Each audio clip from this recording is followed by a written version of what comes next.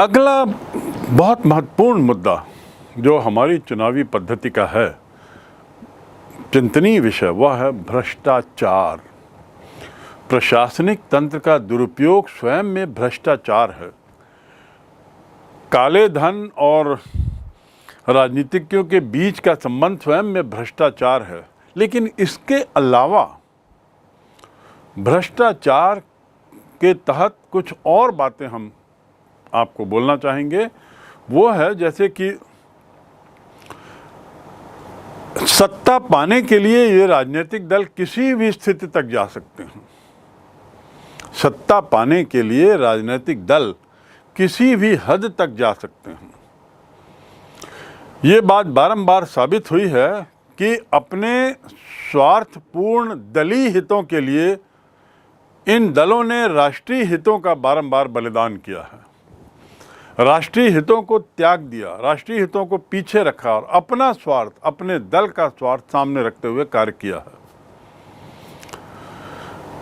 इनके लिए वे गैर कानूनी, गैर संवैधानिक, अनैतिक, अनुचित लाभ पाकर अपना रास्ता निकालना, ये सब इनके लिए एक रूटीन मैटर है।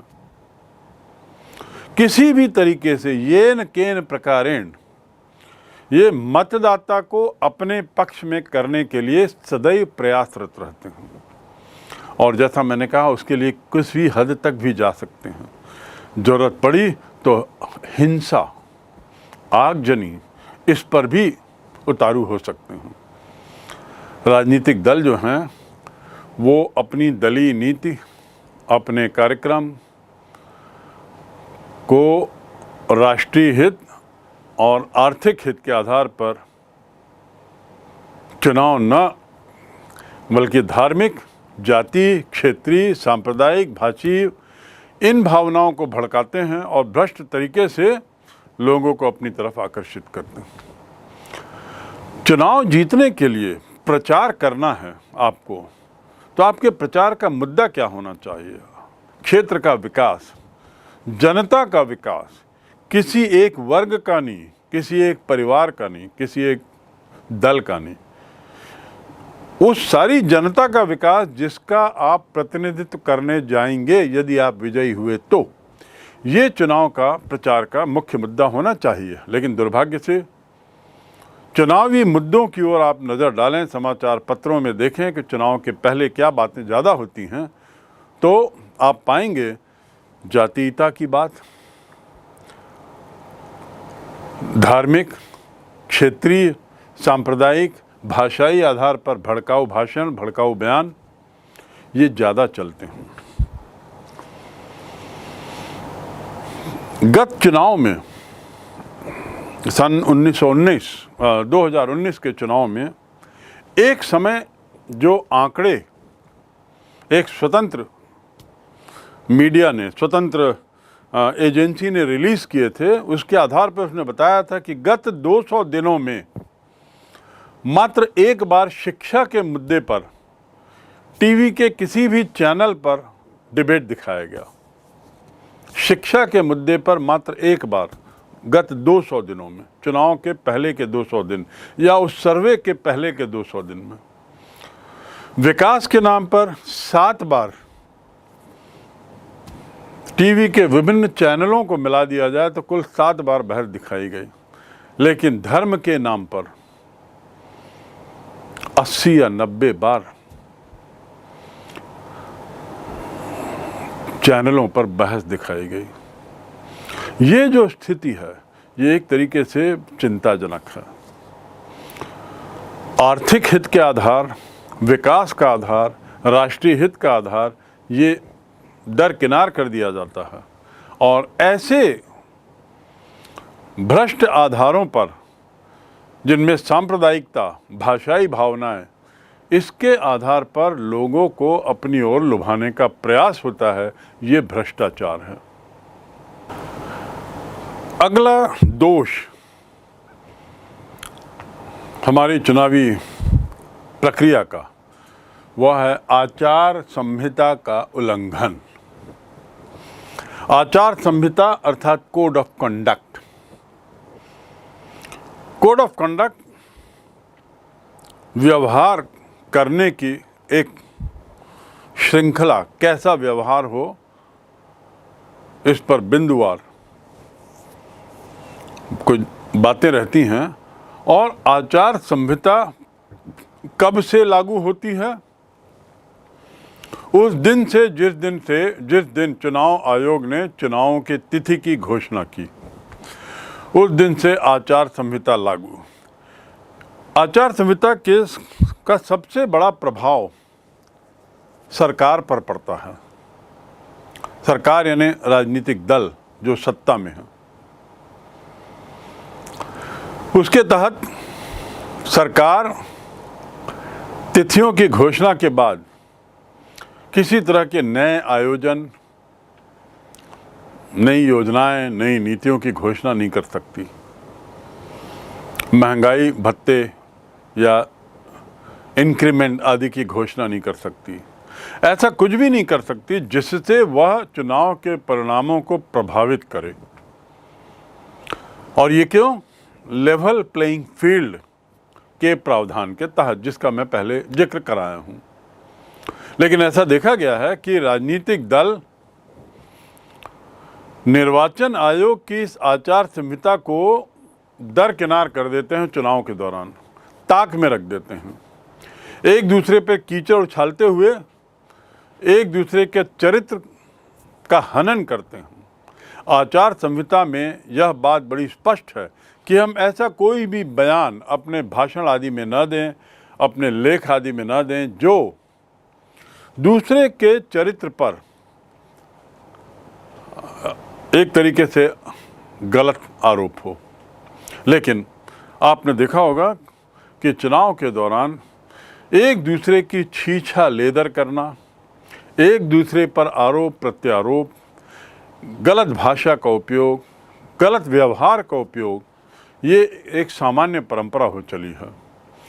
झूठी अफवाहें फैलाना, मारपीट कर प्रत्याशियों को धमकाना, ये सब बड़े खुले रूप से अब चलने लगा है। और इस प्रकार हम देखते हैं कि आचार संहिता का खुला उल्लंघन होने लगा है, जो स्वयं में एक चिंता का विषय है, स्वयं में एक बहुत बड़ा दोष है। आखिर आचार संहिता होती क्यों है? ये सुनिश्चित करने के लिए कि चुनाव शांतिपूर्ण हो और निष्पक्ष हो। तो ऐसा कोई भी कार्य न किया जाए जिससे चुनाव बाधित हो।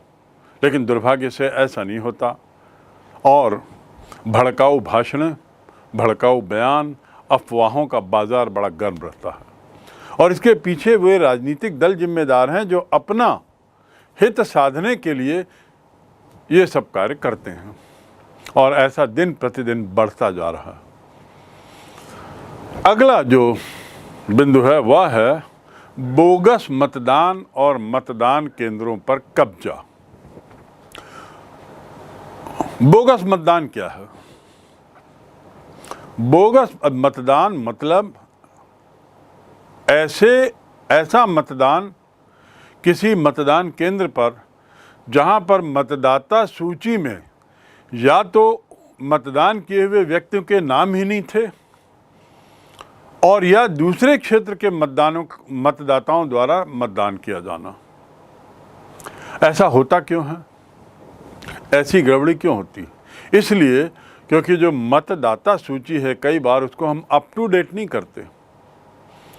मतदाता सूची को नियमानुसार समय समय पर अप टू डेट करना चाहिए ताकि कोई व्यक्ति उस सूची से छूट न जाए और कोई व्यक्ति जो उस क्षेत्र में ना हो, चाहे वह स्वर्गस्थ हो गया हो या स्थान बदल दिया हो, तो उसका नाम उसमें ना हो।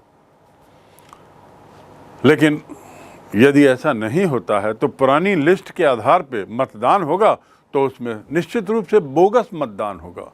निश्चित रूप से ऐसा मतदान होगा जिसमें या तो मतदाता उस क्षेत्र में नहीं था और दूसरों ने उसके लिए मतदान किया। ये मतदान कहलाता है बोगस मतदान। कुछ निर्वाचन क्षेत्रों में मतदान केंद्रों पर समाज के पिछड़े वर्गों के मतों को कब्जा करने वाले लोग जो हैं वो बोगस मतदान कर मत पेटी में डाल देते हैं। ये बोगस मतदान की बढ़ती जो टेंडेंसी है, मतदान केंद्रों पर कब्जा करने की जो बढ़ती टेंडेंसी है, कब्जा करना अर्थात मशीनों को अपने कंट्रोल में ले लेना, ईवीएम्स को, और इसमें बटन दबाते हुए अपने प्रत्याशी के मतों की संख्या को बढ़ा देना, ये गलत हो रहा। 11वीं खामी, चुनाव याचिकाओं के निर्णय में विलंब। जो चुनाव याचिकाएं पराजित प्रत्याशी या मतदाता किसी कारण से उच्च न्यायालय में डालता है, जिसमें वह विजयी उम्मीदवार की विजयी पर प्रश्न चिन्ह उठाते हुए सवाल उठाता है, तो न्याय मिलते मिलते या न्यायालय द्वारा निर्णय देते देते कई वर्ष गुजर जाते हैं, और इन कई वर्षों के काल में तथाकथित गलत रूप से विजयी उम्मीदवार बहुत हेरा फेरी कर सकता है, बहुत कुछ कमा सकता है, बहुत कुछ गड़बड़ी कर सकता है। यह भी हमारी चुनाव प्रक्रिया की एक बहुत बड़ी बुराई है। ये जो बहुत विलंब है, ये निर्वाचन व्यवस्था का बहुत बड़ा दोष है। इसलिए हम देखते हैं कुल मिलाकर कि भारत की जो निर्वाचन व्यवस्था है उसमें कई दोष हैं और कई प्रकार के दोष हैं। कई दोष तो बड़े सीरियस हैं। मतदाताओं में राजनीतिक चेतना का विकास हो, और यदि चेतना का विकास होता है तो लोकतंत्र में उनकी सहभागिता बढ़ेगी, मतदान ज़्यादा होगा, तभी जाकर हम देखेंगे कि इनमें से कई बुराइयां स्वयमेव समाप्त हो जाएंगे। इसलिए आवश्यक है कि हम चेतना जगाएं, जागरूकता लाएं, सजगता लाएं, जन सहभागिता को लोकतांत्रिक प्रक्रिया में बढ़ाएं, अर्थात ज़्यादा से ज़्यादा लोग मत दें और अपने विवेक के अनुसार मत दें, तभी इन समस्याओं का समाधान संभव है।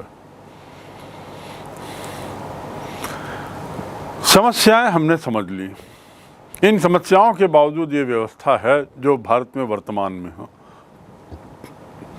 अब हम आते हैं इन समस्याओं के मद्देनजर रखते हुए, समय समय पर कुछ सुधार के प्रयास भी हुए। मैंने शुरू में ही बताया था कि लोकतांत्रिक प्रक्रिया एक इवोल्यूशनरी प्रक्रिया है, जो समय के साथ साथ उसमें सुधार होते जाता है, और ऐसा हुआ भी है। बहुत से क्षेत्रों में, चुनावी संबंधी क्षेत्रों में सुधार हुआ है, लेकिन ये कमियां भी हैं। क्योंकि ये कमियां बनी हुई हैं और बड़ी सीरियस खामियां हैं, इनको लेकर जब तब विचार मंथन हुआ है, सरकारी स्तर पर, गैर सरकारी स्तर पर, मतदाताओं के स्तर पर, बुद्धिजीवियों के स्तर पर, आदि आदि, और कई बार समितियां भी बनी, सरकार ने समितियां बनाई, सुधारों खामियों को ध्यान में रखते हुए क्या सुधार किए जाए, उनके प्रस्तावों को आमंत्रित करने के लिए समितियां बनाई। भारतीय निर्वाचन क्षेत्र के जो निर्वाचन व्यवस्था के जो दोष हैं, उनको दूर करने के लिए समय समय पर अध्ययन हुआ, समय समय पर सिफारिशें हुई, चाहे वो संसद के अंदर हों, संसद के बाहर हों। इन सिफारिशों में जो समितियों का मैंने जिक्र किया है, समितियों की बात की है, तो सबसे प्रमुख जो सुझाव आए थे वे जयप्रकाश नारायण द्वारा महाराष्ट्र के भूतपूर्व न्यायाधीश श्री तारकुंडे की अध्यक्षता में नियुक्त समिति ने किया था। ये सब थे। तो तारकुंडे समिति सबसे प्रसिद्ध समिति, चुनावी सुधारों के मद्देनज़र, चुनावी सुधारों से जुड़ी हुई समितियों में सबसे महत्वपूर्ण यही थी। ये न्यायाधीश थे, भूतपूर्व न्यायाधीश महाराष्ट्र के श्री वी तारकुंडे। इसके क्या प्रस्ताव थे? इस समिति ने मार्च 1975 में, अर्थात आपातकाल लागू होने के मात्र 2-3 माह पूर्व, चुनाव व्यवस्था संबंधी कुछ प्रस्ताव रखे थे, सुझाव दिए थे। एक नज़र उन सुझावों पर। इनके द्वारा, श्री तारकुंडे के द्वारा जो सुझाव दिए गए, उसमें पहला सुझाव था धन शक्ति का प्रयोग घटाया जाए। दूसरे शब्दों में धन की शक्ति को घटाया जाए। चुनावी मामलों में धन बल का बढ़ता दुरुपयोग किसी तरीके से कम किया जाए। और धन बल के क्या दुष्प्रभाव हैं, धन बल कैसे लोकतंत्र के लिए खतरा है, ये पहले बात हो चुकी है, पहले आपको बताया जा चुका है। दूसरा, जो मतदाता की उम्र है उसे घटाकर 21 वर्ष से 18 वर्ष किया जाए। ये तारकुंडे समिति का प्रस्ताव था 1975 का कि मतदाता का वर्ष 21 वर्ष जो वर्तमान में है उसे घटाकर अब 18 कर दिया जाए न्यूनतम। और इसके पीछे बहुत से तर्क दिए गए थे और इन बातों को तार्किक मानते हुए ही बाद में तुरंत इस प्रस्ताव को स्वीकार करते हुए उम्र घटाकर 18 कर दी गई। तीसरा सुझाव इस समिति का था कि राजनीतिक दलों को आकाशवाणी और दूरदर्शन में प्रसारण की सुविधा दी जाए, और जो बाद में दी जाने लगी। ये तारकुंडे समिति के सुझाव का ही परिणाम था कि ऐसा प्लेटफॉर्म, ऐसा मंच दलों को दिया जाने लगा जिसमें वे दलीय आधार पर पूरे देश की जनता के सामने एक साथ अपनी बात रख सकते थे। और इसके लिए सुनिश्चित किया कि सभी दलों को समान अवसर इन माध्यमों से मिले। चौथा सुझाव, निर्दलीय उम्मीदवारों की संख्या पर नियंत्रण करने का काम किया जाए। नियंत्रण करने के लिए कुछ तरीके अख्तियार किए जाएं। दुर्भाग्य से अभी भी ये वाला जो प्रस्ताव है इस पर कोई सार्थक काम नहीं हुआ है और निर्दलीयों पर अभी भी फिलहाल किसी भी तरह की बंदिश नहीं है निर्दलीयों की संख्या को लेकर। अगला इनका सुझाव था, महत्वपूर्ण सुझाव में अंतिम सुझाव जिसकी हम बात करें तारकुंडे समिति की, वह था राजनीतिक दलों द्वारा उम्मीदवार पर किया जाने वाला व्यय उम्मीदवारों के कुल खर्च में जोड़ा जाए। उम्मीदवारों के लिए खर्च की सीमा निर्धारित कर दी जाती है चुनाव आयोग द्वारा।